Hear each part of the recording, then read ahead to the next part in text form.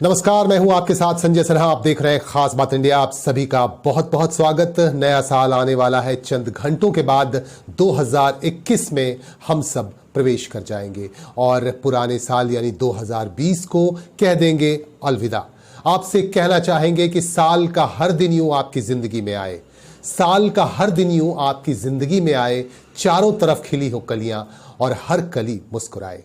आइए इन्हीं बातों के साथ हम आगे बढ़ते हैं। आपको जानकारी दे दूं कि पश्चिम बंगाल में सीबीआई की छापेमारी अभियान आज चली और सीबीआई की तरफ से आज तृणमूल कांग्रेस के नेता विनय मिश्रा के कई ठिकानों पर छापामारी अभियान चलाया गया।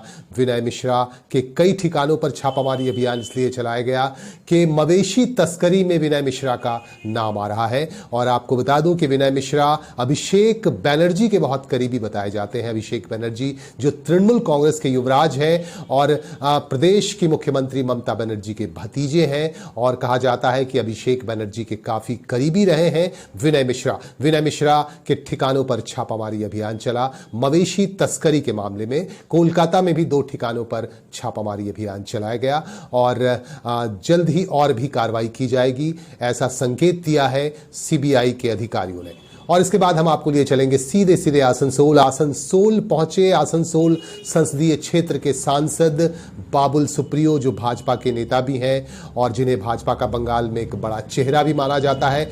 बाबुल सुप्रियो आज आसनसोल पहुंचे और यहां उन्होंने कई कार्यक्रमों में हिस्सा लिया। आज सुबह उन्होंने आसनसोल के स्टेशन रोड स्थित बाबा बासुकीनाथ सेवा समिति के कार्यक्रम में हिस्सा लिया और यहां जरूरतमंदों और गरीबों को भोजन भी कराया। इस संस्था की तरफ से जरूरतमंदों और गरीबों को हर रोज भोजन कराया जाता है और इसी सिलसिले में आज यहां पहुंचे केंद्रीय मंत्री और आसनसोल के सांसद बाबुल सुप्रियो और उन्होंने गरीबों और जरूरतमंदों को भोजन कराया। इसके बाद संवाददाताओं से बातचीत भी की उन्होंने और अपने वक्तव्य भी रखे। इस मौके पर आसनसोल के डीआरएम सुमित जी भी मौजूद थे और उनके साथ कमांडेंट भी मौजूद थे और इन सभी रेल अधिकारियों की मौजूदगी में यहां केंद्रीय मंत्री बाबुल सुप्रियो ने अपनी बातें रखी और उन्होंने संवाददाताओं से बातचीत के सिलसिले में, बातचीत के क्रम में सीधे सीधे प्रहार किया सत्तासीन तृणमूल कांग्रेस पर। और उन्होंने कहा कि तृणमूल कांग्रेस के जो दागी नेता हैं,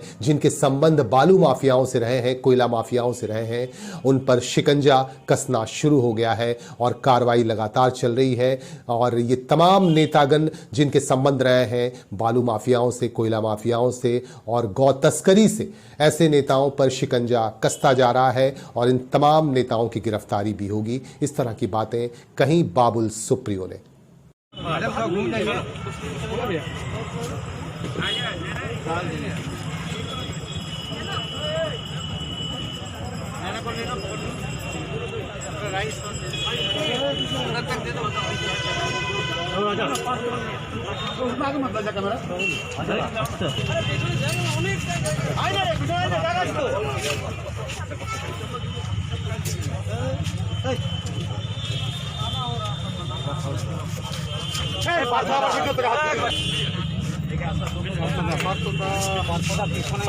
মোবাইলটা বারবার ঢুকে যাচ্ছে।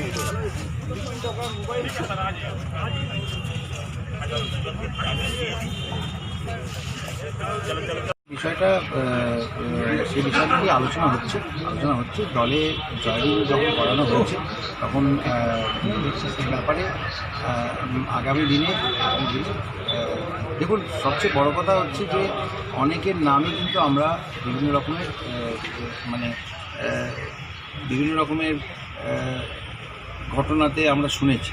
তো কেউ যদি তার, যেমন মাওবাদী বলুন, টেররিস্ট বলুন, তাদেরকে অস্ত্র আত্মসমর্পণ করে তাদেরকে রিহ্যাবিলিটেশনের একটা সুযোগ দেওয়া হয়, কেউ যদি তার ভুল মেনে নিয়ে যদি বলেন যে তারা সবকা সাথ সবকা বিকাশ সবকা বিশ্বাস সেই লাইনে তারা কাজ মাথা নিচু করে যেরকমভাবে আমরা সৈনিক হিসেবে কাজ করছি সেভাবে তারা কাজ করতে উদ্যোগী, তাহলে বহু জায়গাতেই অনেক জয়েনিংয়ে আমরা দেখছি তৃণমূল সিপিএমের অনেক নেতা আমাদের কাছে জয়েন করছে।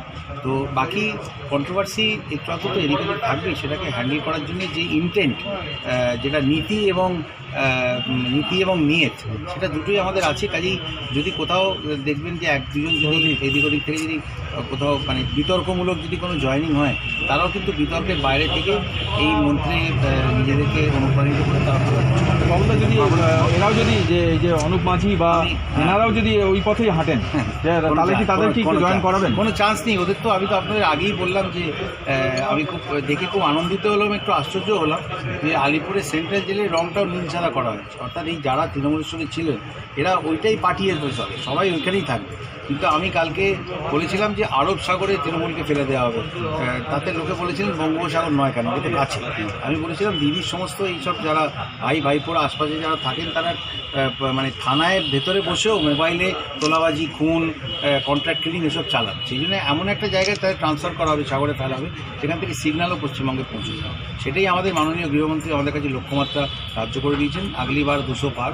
সেটা এই মুহূর্তেও যদি ভোট হয়, তাহলে আপনারা একই রেজাল্ট করতে পারবেন। আর আসানসোলে যা হয়েছে তাতে জিতেন্দ্রবাবু তো বলেই দিয়েছেন যে দলের নির্দেশে নানারকম অন্যায় কাজ, অনেক রকমের অত্যাচার বাবু সুপ্রিয় বা বিজেপি, এখানকার বিজেপি কর্মীদের উপর করতে হয়েছে, কাজেই ওনাদের খারাপ লাগাটা সেটাও উনি বলে দিয়েছেন। উনি এটাও আমাকে এতদিন ধরে যেটা রাজনৈতিক কথা মনে হতো, আমার রাজনৈতিক আরোপ মনে হতো, অভিযোগ মনে হতো, সেটাও উনি মান্যতা দিয়ে দিয়েছেন। এটা বলে কত কোটি টাকা এই আসানসোল মিউনিসিপ্যাল কর্পোরেশনকে দেওয়া হয় না, আমার সলিড ওয়েস্ট ম্যানেজমেন্ট প্রজেক্ট পুরো হয়ে যাওয়ার পরে কীভাবে সেটা হতে দেওয়া হয়নি, তো সমস্তটা উনি সাদা কালোয় চিঠিতে লিখে দিয়ে দিয়েছেন।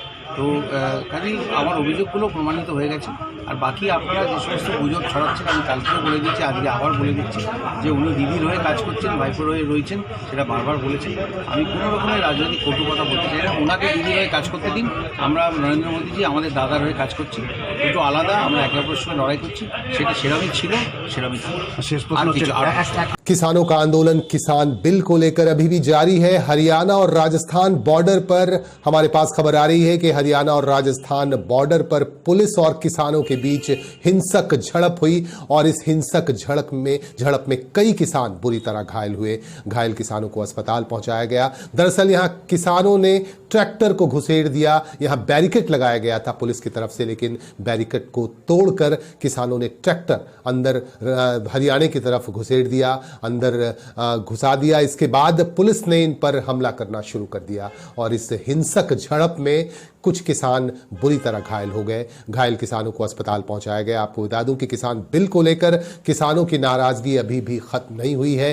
केंद्र सरकार लाख दावे करे, लेकिन अभी भी इस मामले का समाधान नहीं निकल पाया है। और इसी सिलसिले में आपको बता दूं कि आज राजस्थान हरियाणा बॉर्डर पर हिंसक झड़प हुई और इस हिंसक झड़प में कई किसान बुरी तरह घायल भी हुए।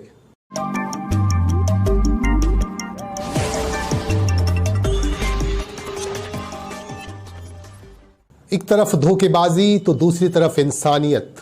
आपको बता दूं कि इंसानियत अभी भी जारी है। कुछ ऐसे लोग हैं जिनके अंदर अभी भी इंसानियत मौजूद है। एक ऐसी घटना हमारे पास आ रही है रानीगंज से। रानीगंज के नबी मोड़ इलाके में कल रात अचानक एक सड़क हादसा हो गया। टाटा सुमो तेज गति से आ रही थी और एक मोटरसाइकिल सवार उससे टकरा गया और मोटरसाइकिल सवार इस घटना में बुरी तरह घायल हुआ। लेकिन आमतौर पर बड़े वाहन चालक भाग जाते हैं और अपनी जान बचाते हैं, लेकिन बड़े वाहन सवारी जो कर रहे थे, बड़े वाहन में जो लोग थे, उन्होंने रुककर इस घायल मोटरसाइकिल सवार की मदद की और इसे अस्पताल तक पहुंचाया और अस्पताल तक पहुंचाकर अपनी जिम्मेदारी पूरी की और वहां इलाज का खर्च भी दिया। इस तरह की बात हमारे पास आ रही है, हमारे सामने आ रही है। आप इन दृश्यों में देख सकते हैं कि यहाँ किस तरह से एक सड़क हादसा हो गया और सड़क हादसे के बाद टाटा सुमो पर सवार लोगों ने मोटरसाइकिल सवार की मदद की जो बुरी तरह घायल हो गया था और घायल को अपनी गाड़ी में सवार करके वह अस्पताल तक ले गए, रानीगंज के एक अस्पताल तक ले गए और वहां जाकर उनका इलाज भी कराया, जो वाकई एक इंसानियत की मिसाल भी है। तो सर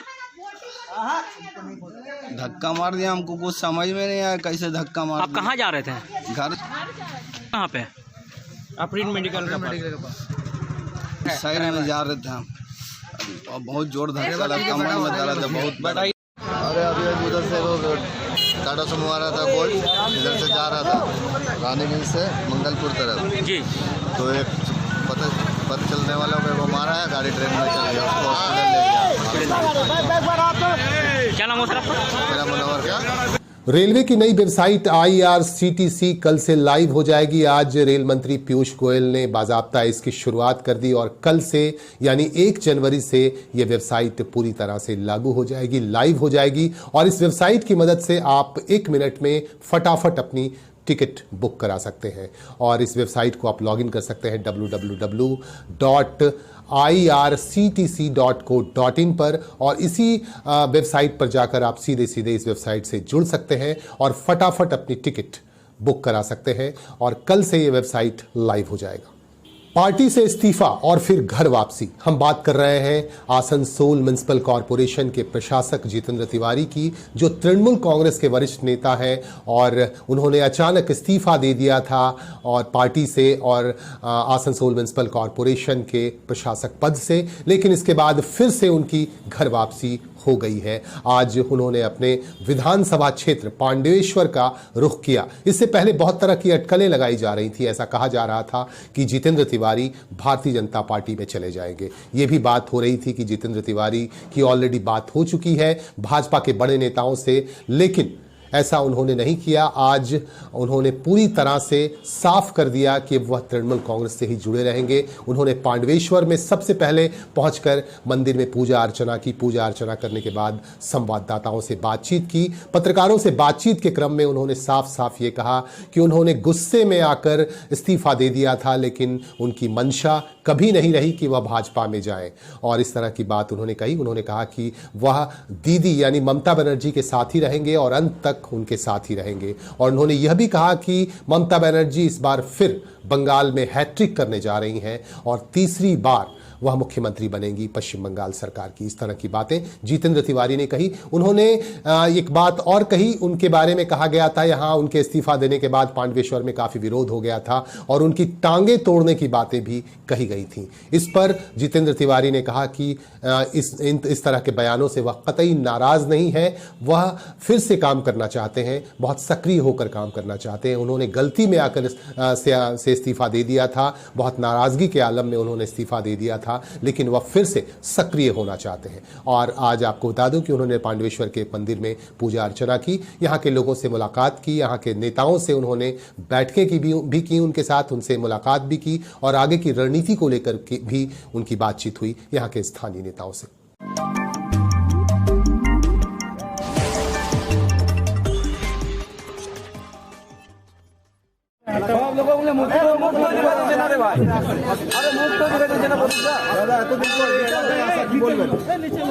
এতদিন কি 8-10 দিন হলো, 3-10 আগে তো একটা ঘটনা তার পরিপ্রেক্ষিতে একটু ভুল বোঝাবুঝি হয়েছিল।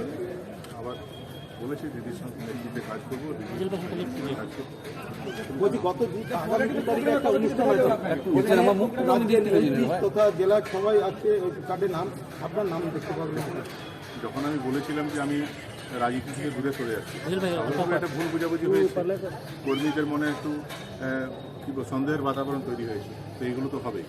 যে কর্মীরা ভালোবাসতো তাদের মনে হয়তো হয়েছে যে না দাদা আমাদেরকে না বলে দিল, অনেক তার বহিঃপ্রকাশ তো হবে, এটা বড় কিছু না। আমাকে আমার অ্যাক্টিভিটির মাধ্যমে আবার বিশ্বাস ফিরিয়ে আনতে হবে। দাদা আপনার কি স্ট্যান্ড এখন? আপনার স্ট্যান্ড কি? স্ট্যান্ড হলো দলকে মজবুত করা, দিদিকে 2021-এ আবার দিদি মুখ্যমন্ত্রী হন, তার জন্য আমার যে ভূমিকা, আমার যেটা করার সেটা। দাদা আজকে দেখা গেল আপনার এখানে যারা সেদিন আপনার ওই পাণ্ডবেশ্বরে আপনার বিরুদ্ধে মিছিল করেছিল আপনাদেরই দলের, সেই আপনার কুশপুতুল পোড়ানোর সমর্থনে যারা হেঁটেছিল তাদের তো আজকে এখানে দেখা যাচ্ছে। দেখুন, এটা একটা রাগের বহিঃপ্রকাশ। তারাই তো আমাকে ভালোবেসে, মমতা বন্দ্যোপাধ্যায় যেদিন আমাকে পাণ্ডবেশ্বরে পাঠালো তারপর থেকে প্রচুর মানুষ ভালোবাসা দিয়েছে এবং আমি একটা সিদ্ধান্ত নিলাম যে না, আমি দলে থাকছি না। স্বাভাবিকভাবে মানুষের রাগ হয়েছে, অভিমান হয়েছে, তার একটা বহিঃপ্রকাশ হয়েছে। তো তারা তো, এটা তো হিউম্যান বিং, তো তাদের তো রাগ হবেই এবং তারা যেটা করেছে ওটা তো অন্যায়। দাদা আজকের পর আপনাকে কি আগের মতো সেই অ্যাক্টিভিটি সেইভাবে দেখা যাবে? আগের মতো তো দেখছেন, আগের মতো তো এলাম। এই তো পলিটিক্যাল প্রোগ্রাম, এই তো আমি দলের তরফ থেকে সবাইকে নিয়েই তো আজকে এখানে পুজো দিলাম। আবার মসজিদে আমার এই বাজারে যাওয়ার কথা আছে, সেখানে যাবো এবং একসঙ্গে আমরা কাজ করবো। আজ থেকে কি স্টার্ট হয়ে গেল আপনার? স্টার্ট তো ছিল, দেখুন আমি চাই পাণ্ডবেশ্বরে সবাই, যেদিন দিদি আমাকে পাঠিয়েছিল সেদিন থেকে একটাই লক্ষ্য, সবাই এখানে সুখে শান্তিতে থাকবে। ঠিক আছে, যারা আমাকে ভালোবাসে তারাও সুখে শান্তি থাকবে। আমার কোনো আচরণে যারা ব্যথা পেয়েছে, কষ্ট পেয়েছে, তারাও সুখে সাথে কাউকে কষ্ট দেওয়ার জন্য এখানে আসেনি। এবং আমার এটা চ্যালেঞ্জ যে যারা আমাকে পছন্দ করছেন না তাদের ভালোবাসা কী করে অর্জন করতে পারে, সেটা তো কোনো দ্বন্দ্বের মাধ্যমে হবে না। তাদেরকে ভালোবাসতে হবে এবং তাদের মনে যে ভুল ধারণা আছে সেটা কাটিয়ে দিতে হবে, না আমি তোমাদের সঙ্গে আছি। এটা যখন তারা বুঝতে পারবে তখন তারা আবার স্বাগত জানাবে। দেখুন, আমি এটা সোশ্যাল মিডিয়া তো আমার কন্ট্রোলে নেই এবং যারা যা বলছে বলুন, তাদের কী করবো, আমি কী করতে পারি। আমি অবস্থান আমার ক্লিয়ার করেছি। একদিনের জন্য খালি আমি বলেছিলাম যে আমি দলের বিজেপি যাওয়ার তো কোনো প্রশ্নই কোনোদিন বলিনি, একবার কেউ বলতে পারবে না। আমি বারবার বলেছিলাম দিদির সঙ্গেই থাকবো, কিন্তু একদিনের জন্য বলেছিলাম যে আমি রাজনীতি ছেড়ে দিচ্ছি, আমি কোর্টে চলে যাবো। পরবর্তী ক্ষেত্রে 24 ঘন্টার মধ্যে আমি বলেছি না, আমি দিদির সঙ্গেই কাজ করবো, দলের হয়ে কাজ করবো। তার জন্য যেখানে দলে যা বলার আমি বলেছি। এরপর মিডিয়া কি লিখছে না, যে মিডিয়া তো আমার জীবন গাইড করবে না। আপনার পার্টিতে বিরুদ্ধে এখন যে যারা আছে তাদেরকে নিয়ে কি বলবেন? না, আমার বিরুদ্ধে কেউ নেই। দেখুন, সবাই দলের সঙ্গে আছে। আমার ব্যক্তিগতভাবে আমার বিরুদ্ধে কেউ থাকতেও পারে, আমার কোনো আচরণে কেউ বুঝতে পেরে সে আমার বিরোধিতা করতেই পারে, কিন্তু আমার একটা ভালো লাগছে যে সবাই দলের সঙ্গে আছে। দিদির সঙ্গে তো সবাই আছে, দলটা তো আমার নয়। দল আমি বলতে পারবো না, এটা আমার বলার কাজ। এটা প্রশাসনের ব্যাপার, হ্যাঁ আমি এসব বলতে পারবো না। অনেকে বলেছিল পা ভেঙে দেবো, হাত ভেঙে দেবো। না, সেটা ঠিক আছে। যারা বলেছিল পা ভেঙে দেবে তারাই আবার গলায় জড়িয়ে ধরবে, আমিও তাদের গলায় জড়িয়ে দেবো। অতীতে তো একসঙ্গে কাজ করেছি। একটা রাগের বহিঃপ্রকাশ হয়, যখন হয় মানুষের রাগ হলো, তাৎক্ষণিক কোনো রাগ হলো, মানুষ অনেক কথা বলে, সেটাকে ধরে রাখতে চায়। একবার বললো যে পা ভেঙে দেবো, সেটা আমি মাথায় রাখবো। আর আমার ইলেকশনে তারা সবাই কাজ করেছিল, অক্লান্ত পরিশ্রম করেছিল, রোদে আমার সঙ্গে ঘুরেছিল, আমার কাউন্টিংয়ে গেছিলো, কাউন্টিংয়ে তারা দাঁড়িয়েছিল, যখন আমি জিতেছিলাম আমাকে জড়িয়ে ধরে, সব ভুলে যাবো। আর একদিন খালি বললো পা ভেঙে দেবো, সেটাই আমি মনে রাখবো। আর এতদিন ভালোবাসলো সেটা ভুলে যাবো, এটা হয়? আমাকে ভালোবাসা দিয়েছে সেটা মনে রাখতে হবে। একদিন দুদিন কেউ খারাপ কথা বললো সেটা মনে রাখতে হবে। 2021-এ আগে গতবার আমাদের যা সিট ছিল 2021-এ তার চেয়ে বেশি সিট নিয়ে মমতা বন্দ্যোপাধ্যায় তৃতীয়বারের জন্য कहते हैं किस्मत से बड़ा कुछ भी नहीं होता है। अगर आपकी किस्मत में कुछ अच्छा होना होता है तो होकर रहता है। कुछ ऐसा ही हुआ आसनसोल के रेड लाइट एरिया लच्छीपुर में। दिशा जन कल्याण केंद्र के तहत पड़ने वाले इस रेड लाइट एरिया में एक ऐसी ही घटना हुई। आपको बता दूं कि यहां बिहार से 18 वर्षीय एक लड़की प्रियंका कुमारी को उसके माँ बाप यहां लेकर आए थे कि वो धंधा करेगी, देह व्यापार का धंधा करेगी, लेकिन यहां आकर उसकी जिंदगी ने दूसरी तरफ करवट ले लिया। प्रियंका कुमारी को एक जीवन साथी मिल गया रोहित सिंह के रूप में। यहां आकर उसे प्यार हो गया एक लड़के से, यहीं के रहने वाले एक लड़के रोहित सिंह से प्रियंका को हो गया प्यार और दोनों ने शादी करने का फैसला कर लिया। ये जानकारी जब कुल्टी पुलिस को दी गई तो पुलिस ने भी इसमें सहयोग किया और आज शीतला मंदिर में जाकर दोनों को परिणय सूत्र में बांध दिया गया। इस मौके पर पुलिस के अधिकारी और सामाजिक संस्था के से जुड़े हुए लोग भी मौजूद थे और सबकी मौजूदगी में दोनों को परिणय सूत्र में बांध दिया गया। वाकई ये बहुत अच्छी बात है। एक लड़की जब आती है देह व्यापार के लिए किसी जगह और वहां उसे जीवन साथी मिल जाता है और उसकी जिंदगी को एक नई करवट मिलती है, उसकी जिंदगी एक सही दिशा में चल पड़ती है। वाकई ये बहुत बड़ी बात है। इस संदर्भ में हमारे संवाददाता ने यहाँ के एक सामाजिक कार्यकर्ता से भी बात की और उनसे जानकारी भी ली कि आखिर मामला क्या हुआ था। उन्होंने विस्तार से हमारे संवाददाता को बताया। आपको बता दूं कि दोनों काफी खुश हैं और दोनों को काफी खुश देखा गया है। शादी के बाद भी पत्रकारों के सामने आए दोनों और दोनों ने आकर बातचीत भी की। आपको बता दूं कि वाकई किस्मत ने किस तरह से करवट ली और इसकी गवाह है ये घटना। इस घटना के बाद ये जाहिर हो जाता है कि किस्मत आपको जिधर मोड़ती है आप उधर मुड़ जाते हैं। अगर आपके साथ बुरा भी होना होता है तो किस्मत अगर चाहती है कि आपके साथ बुरा ना हो तो आपके साथ अच्छा ही होगा। क्या यहाँ पर मैं अभी मंदिर में शादी हुआ? यहाँ पर जो रहा बिहार से एक लड़की आई थी। अच्छा, यहाँ पर माता पिताजी गलत काम करवाने वास्ते रही थी, लेकिन यहाँ का हम लोग लड़का बोला उसको इस तरफ करने नहीं देंगे, उसको शादी करेंगे और जीवन भर गुजारेंगे। तो उसके वजह से हम लोग क्लब में आया, सब कोई आया, क्लब की सहमति से, लड़का लड़की की सहमति से हम लोग क्लब की तरफ से शीतला मंदिर में इन लोगों का शादी करा रहे हैं और चाहते हैं हम लोग जो जीवन सदा सुखी रहे। कितना दिन पहले लड़की आई थी बिहार से? बिहार से एक बार लड़की आई थी तो चली गई, फिर दोबारा आई, उसके बाद शादी हुई। 2-4 दिन पहले आई थी। तो उसको कोई लेके आया था ना? वो आपने उसको पापा मम्मी लेकर आई थी। अच्छा तो गलत धंधा कराने वाली थी। हम क्लब की तरफ से हम लोग यहाँ करने नहीं दिए, और लड़का था उससे मोहब्बत करता था। लड़का बोले सिलाई में करने नहीं देंगे, जैसा हम जीवन गुजारेंगे। हम लोग क्लब की तरफ से शीतला मंदिर में शादी करवा दी। आपका नाम बोलिए। दिलीप कुमार मिश्रा। अच्छा, आज जो टीका लगा करके किस दिया? शादी के शुभ अवसर पर कन्यादान वगैरह? लड़की कन्यादान हम दिए। आपका नाम क्या हुआ? प्रियंका कुमारी। आपका नाम? दिलीप मिश्रा। कुल्टी के गांगुटिया ग्राम से खबर आ रही है, यहां एक चोर की जबरदस्त पिटाई कर दी गई। चोर साइकिल चुराने की कोशिश कर रहा था। इसी दौरान स्थानीय लोगों ने उसे देख लिया और इसके बाद उसकी जबरदस्त तरीके से पिटाई कर दी गई। पुलिस को खबर की गई। पुलिस के अधिकारी यहां पहुंचे और पुलिस ने उसे गिरफ्तार कर लिया।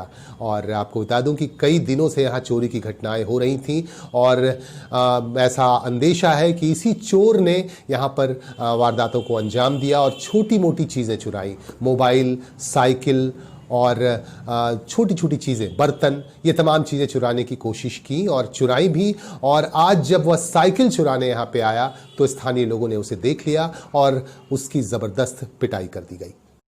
कहाँ रहता है? यहाँ कैसे आया? यहाँ कैसे आया?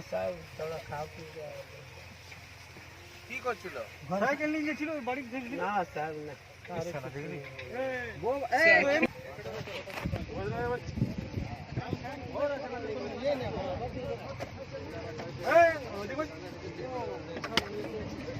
কিরে ও ভাই, এ ও ভাই, সব দারুণ লাগছে। ভগবান কেন এরকম ছাপা চুল দেয় না কেন?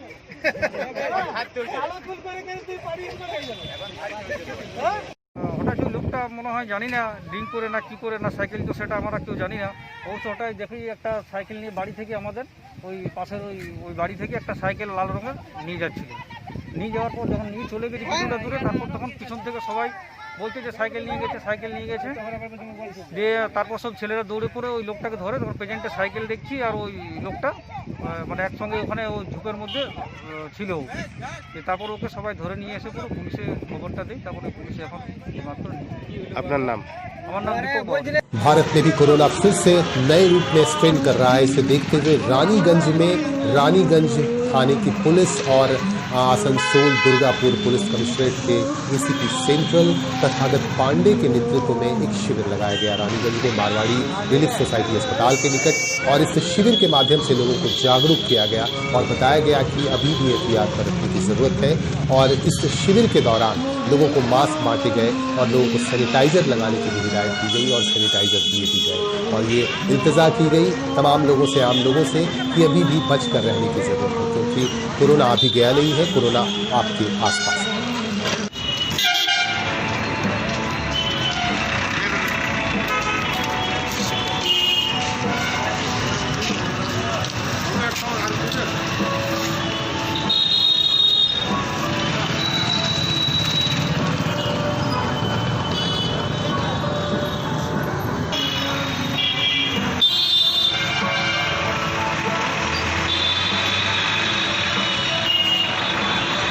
इन्हीं बातों के साथ दीजिए हमें इजाजत। नए साल की एक बार फिर से आप सभी लोगों को बहुत बहुत बधाई। नए साल में नई उम्मीदों के साथ, नई आशा के साथ आप आगे बढ़ें, कुछ बेहतर करें, कुछ अच्छा करें। इन्हीं शुभकामनाओं के साथ आपका दोस्त संजय सिन्हा अभी ले रहा है आपसे इजाजत। जल्दी होगी आपसे मुलाकात, क्योंकि आपसे करनी है खास बात। नमस्कार।